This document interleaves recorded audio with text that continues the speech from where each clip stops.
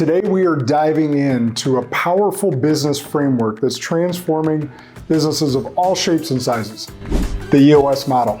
This model provides a clear visual representation of the 6 key components that every business must strengthen over time. The reason you want to strengthen these 6 key components is because you want to reach your full potential as a business. Now, whether you're a scrappy startup or a well-established business, these principles are universal and able to be applied by all businesses of all kinds. I like to say they're agnostic. So today we're going to start at a 30,000 foot view level, really high level, give you the 6 key strength components or 6 key business components, and give you the high level view of what they all mean. Over the next 6 weeks, we're going to break them down to a very low level so that you can understand all of that it's capable of and really help you launch your business. Starting up top, the vision component. Imagine for just a moment that everyone in your business understands exactly your vision for the future of the business. They have clarity on it, they understand where you want to go and how you're going to get there. That's strengthening the vision component. When you have synergy like that, where they all know where you're headed, they all know where they fit in the picture and how they're going to get there with you, there's excitement, there's unity, and you're all rowing in the same direction.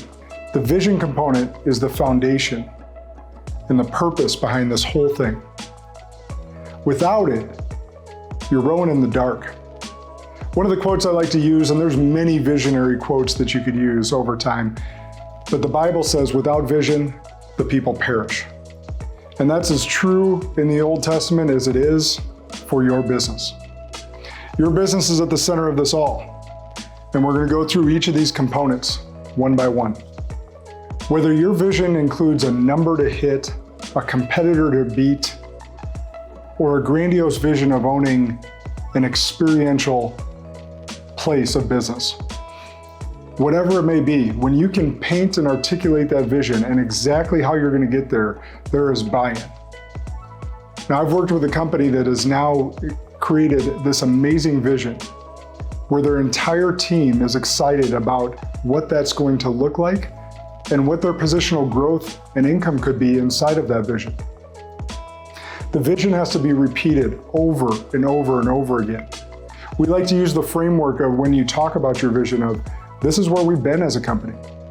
This is where we're at, but this is where we're headed. And if you can repeat that over and over again, oftentimes we like to say as CEOs or C-suite or business leaders, whatever your titles are, all of you are the CROs, the chief reminding officers. Because whether you're raising kids or dealing with employees, we all have the habit of forgetting.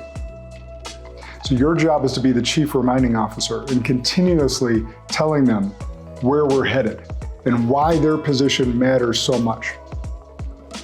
So the question I'll leave you with in this section is, does your organization, does everyone in your organization know exactly where you're going and how you're going to get there? The second component of this model, the people. Simply put, you can't do it alone. I can't either. You need great people to build a great team, to build a great organization, and achieve that big vision. The people component is about finding and recruiting exceptionally talented people that are committed to you, committed to the vision, that have great core values that align with yours. And we get them in the right people in the right seats. So this was a Jim Collins principle taught in the book Good to Great. And what we focus on here is the right people mean they align with your core values. It cuts through the kind of myriad of terms from rock star, employees, A players, whatever it may be that you utilize.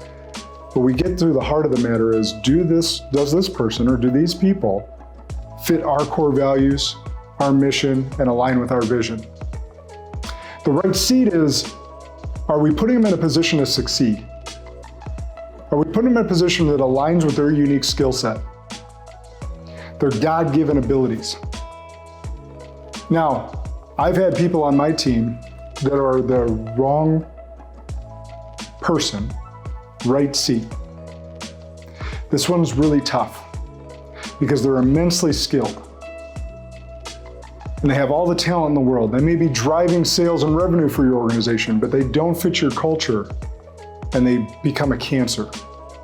My advice through hard-learned experience, you got to cut that person immediately, like yesterday, as hard as that may be, because they will ruin your culture, which doesn't allow you to hit your overall vision.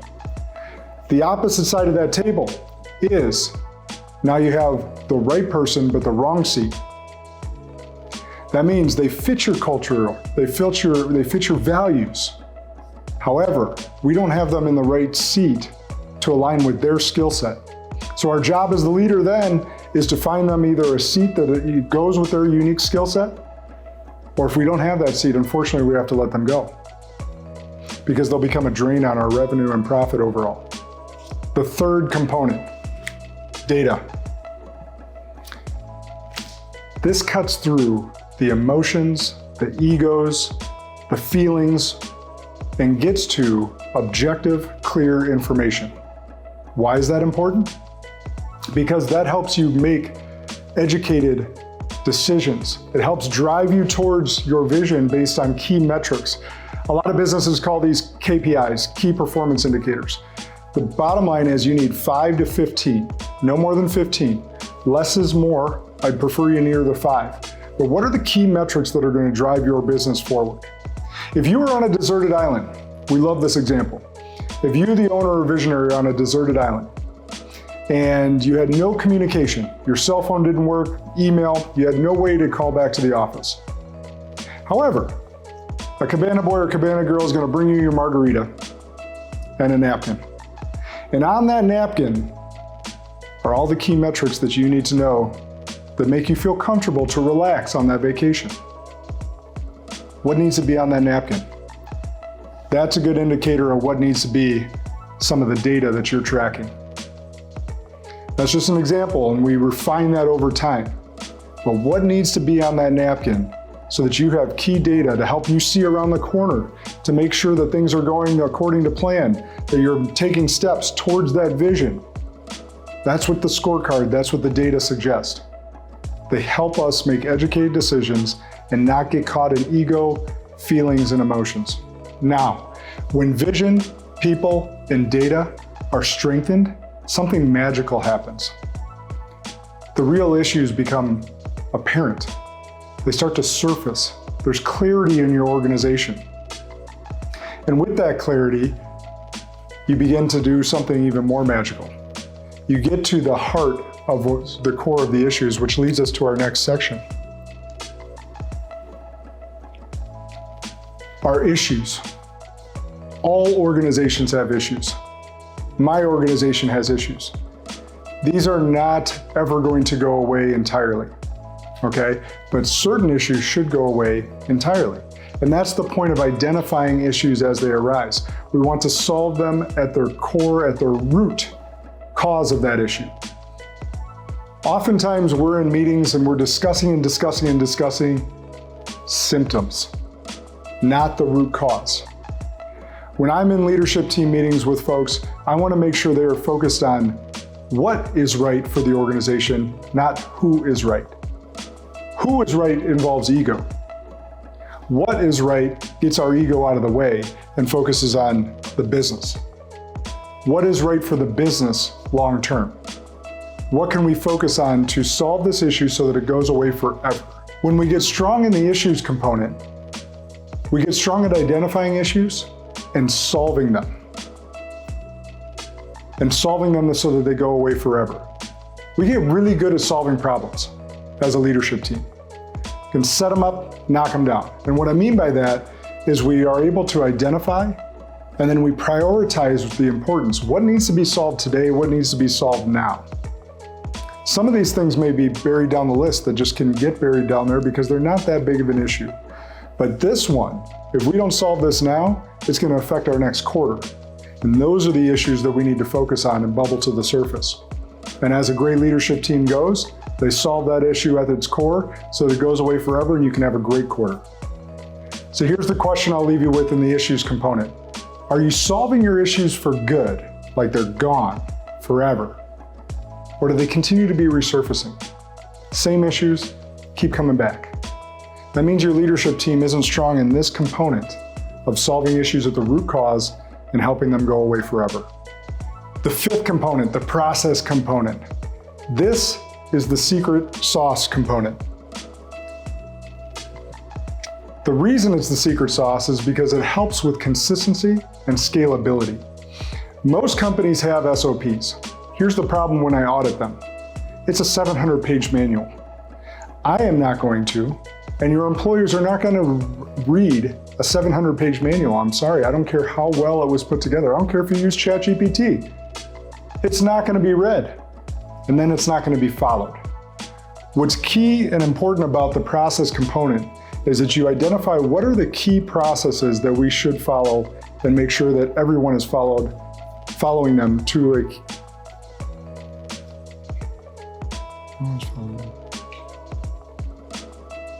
that they're followed and followed by everyone the same way every time. So that could be a marketing SOP, multiple operations, a financial SOP, a sales SOP. What are your key standard operating procedures, your key processes that need to be followed the right way every single time? And then we simplify that document. We like one-pagers.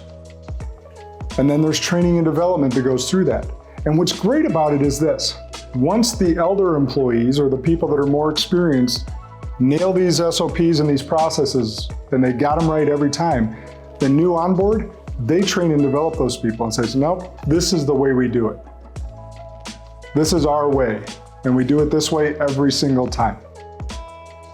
Now, that doesn't mean that they don't evolve over time, that you learn new things and you have new products or services that you bring into the mix that require new SOPs. Doesn't mean they're static forever. But once they're set, they're followed by all, followed by everyone, the right way every single time. So the question here, are your processes clearly communicated? And are they consistently followed by everyone throughout your organization? Bringing it home with the sixth component, traction. This is where the rubber meets the road. This is where you bring your vision all the way down to reality. Traction is about discipline, accountability, and execution. We often say in EOS language that vision without traction is nothing more than hallucination. Now, you even may smirk hearing me say that, but it is 100% true. You cannot bring a vision to reality without everyone being on board, without all oars being in the water, rowing in that same direction. If you've ever been in a canoe and one person's oar is going this way and the other's going this way, you're gonna go in a circle. And that's what a lot of businesses feel like a lot of times. You're trying to go this way, and you got an employee crossing you over going this way because they thought they were doing what you wanted, but it just wasn't clearly communicated. A lot of times failures in leadership are failures in communication. End of year 2024, this is a great time for this video to come out because this question for you, as we think about this traction being the last key component, are you driving real results or are you stuck in planning mode? A lot of us are in planning mode right now, end of 2024, for our next year, for our next quarter in 2025. One of the best ways to execute on your goals and on your vision in 2025 is through this EOS model. Now, this EOS model isn't just theory, it's proven. Over the last century, it's in tens of thousands of businesses running on this exact model. Being able to drive their businesses forward with the right people. They're having a lot more fun. They're a lot more cohesive team units, making decisions on real hard data and solving issues as they arise. When you strengthen these 6 components, vision, people, data, issues, process, traction, you have a resilient, high-performing team that is built to last. A high-performing business and team that's built to last. Over the next 6 weeks, I'm going to help you strengthen each of these 6 key components. We're going to break them down, and I'm going to give you some tools so that you can learn more about this model. The next step for you is to take the organizational checkup assessment. We're going to drop that link below. Most of our teams that I run into and that I initiate in a discovery meeting with are running about 20% efficiency and succeeding despite themselves. It's what we do as entrepreneurs.